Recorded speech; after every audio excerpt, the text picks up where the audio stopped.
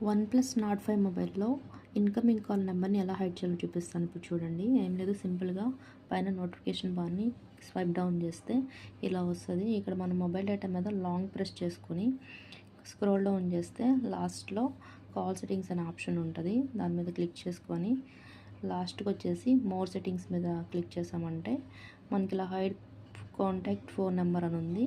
ఇది మనం ఆఫ్‌లో ఉంటది. మనం ఆన్‌లో పెట్టుకోవాలి.